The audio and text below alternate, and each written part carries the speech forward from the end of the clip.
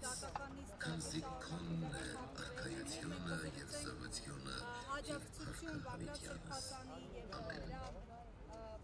աջակիցների այստեղ գտնվող հանրային ու քաղաքական գործիչ Էդգար Ղազարյանի հետ։ Պարոն Ղազարյան, տարբեր դատական նիստերով լինում եք դատարաններում, աջակցության խոսք եք ասում, նաև ձեր դատական նիստերին եք լինում։ Տեսնում ենք, որ այս դատական պրոցեսները չեն ավարտվում, համատեքստը քաղաքական է թե ոչ, որովհետև իշխանությունները պնդում են, որ ամենևին քաղաքական համատեքստ չկա եւ իրավական պրոցեսներ են նոր Հայաստանում։ Իրավական պրոցես կարող է լինել միայն այն դեպքում, եթե որևէ մեկը հանցանք է գործել եւ իր հանցանքի համար ներկայացվում է պատասխանատվության։ Իսկ կոնկրետ այս դատական նիստի ընթացքում այստեղ հանցագործություն կատարած մարդ գոյություն չունի, բայց այստեղ բոլորը մարդիկ են, բոլոր 17 արդարները, 18 արդարները, նրանք մարդիկ են, որոնք ներգրաված են եղել քաղաքական պրոցեսներում։ Իսկ այս պրոցեսի գլխավոր դերակատարը մեր սիրելի Բագրատ Սրբազանը, նա ոչ միայն ներգրաված է եղել, այլ նա նախաձեռնել է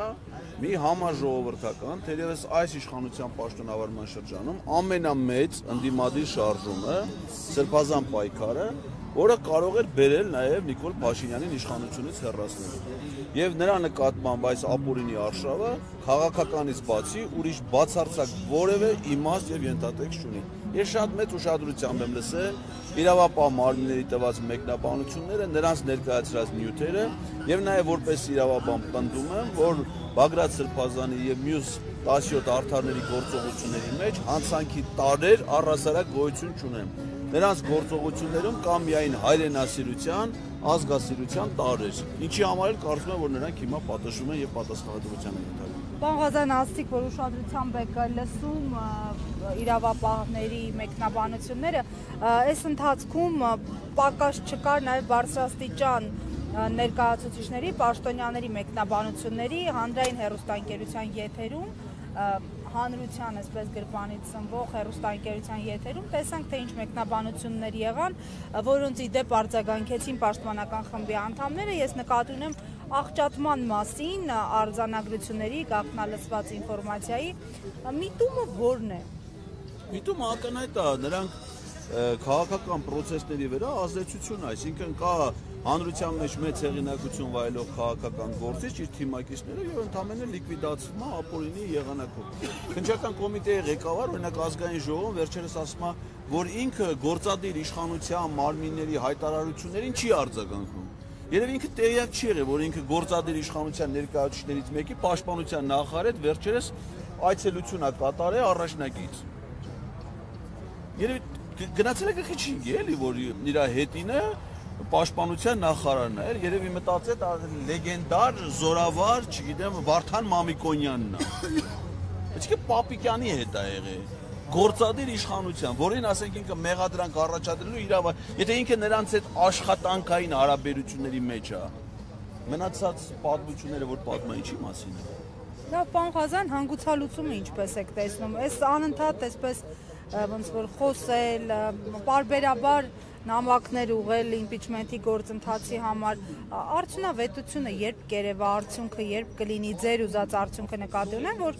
ձեր պահանջը իրականություն դառնա, այս իշխանությունները չներկայացնեն Հայաստանի Հանրապետությունը։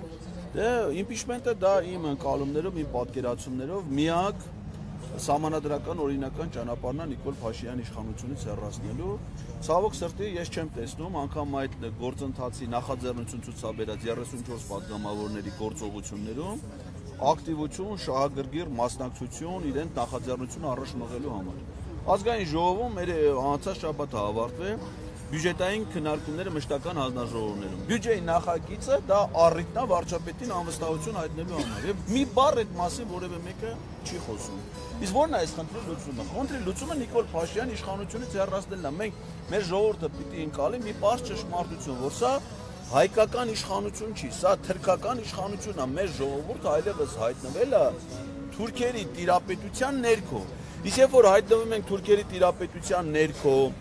այդ ժամանակ մեր ժողովուրդը ինչ արի, երբ որ ոչ միայն տիրապետության ներքո, այլև բռնաճնշումների է ենթարկվում։ Դուրս է եկել ազգային ազատագրական պայքարի։ Այդպես եղել է Սասունու ինքնապաշտպանությունը, ձև եղել է Զեյթունի։ Հիմա պարտադիր չի դա լինի զենքով, զրահով եւ այլն։ Պետք է մարդիկ դուրս գան իրանց սեփական իրավունքների պաշտպանության պայքարին, որպես ազգային ազատագրական պայքար։ Հիմա Արցախում, երբ որ 88 թվին մեր ժողովուրդը ճնշում էր ադրբեջանական իշխան, ինչ արին մարդ, դուրս եկան Ղարաբաղյան պայքարի, որպեսզի իրանց իրավունքները այն ժամանակ 88-ի Ղարաբաղյան շարժումը զինված շարժում չի եղել, մարդիկ դուրս են եկել փողոց իրանց իրավունքները պաշտպանելու։ Հիմա նույն ձևի մարդիկ պետք է իրանց իրավունքները պաշտպանեն, չպաշտպանեն թուրքերը մեզ կոտորեն, կոչնչացնեն, ոնց որ միշտ արել են, եւ հիմա էլ անում են։ Ավելի լավ թուրք, քան որ այս գործը հիմա կաներ թուրքերի համար, քան Նիկոլ Փաշինյանն է, ոչ միայն ես չեմ պատկերացնում, այլև Իլհամ Ալիևը չի պատկերացնում, որ պատկերացնել ուրիշին կնշանակի էր։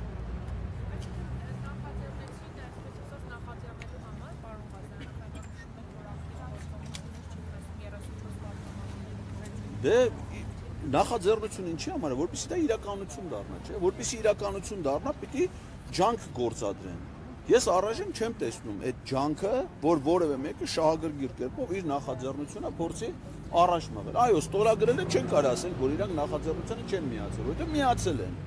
Բայց դե ինչ ջանքեր են գործադրում իրենց նախաձեռնությունը առաջ մղելու համար, ես այդ ջանքը ստորագրած 34 падգամավորներից ոչ մեկի գործողությունների մեջ չեմ տեսնում։ Օրինակ ասենք, ես ինքս անձամբ գնում եմ ազգային ժողով ՔՊ-ի падգամավորների հետ հանդիպել։ Իրանցից ոչ մեկի մեջ չի գալի։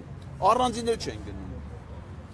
Պարոն Ղազարյան, լավ, վերջում խաղաղության մասին խոսենք, որովհետև մեզ ավետեցին, որ խաղաղությունը ղազախական ռուսական ցորենի տեսքով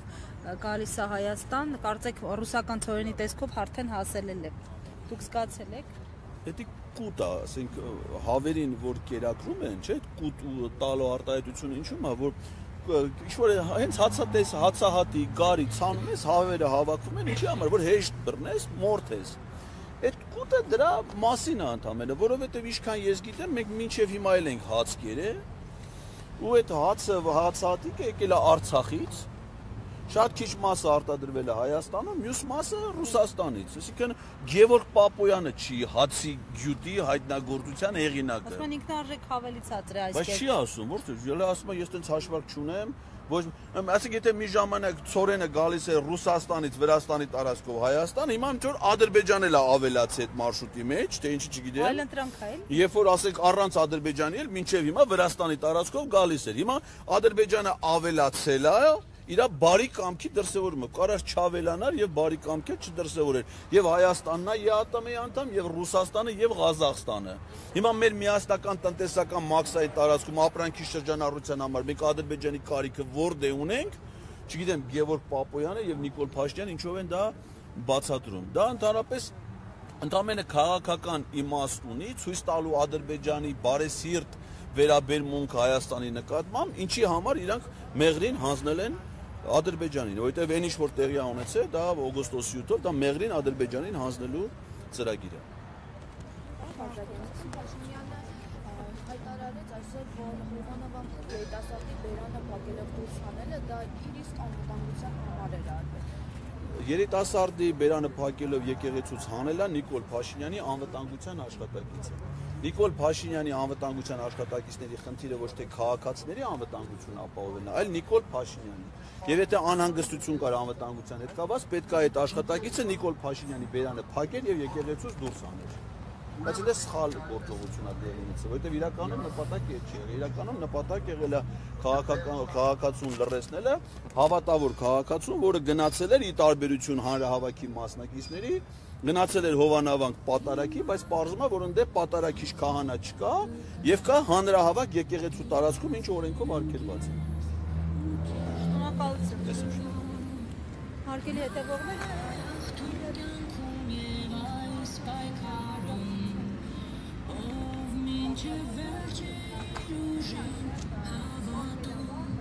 Արավատայիմի հարգելի հետևորդներ, քիչ առաջ մենք խոսեցինք ընդդիմադիր քաղաքական գործ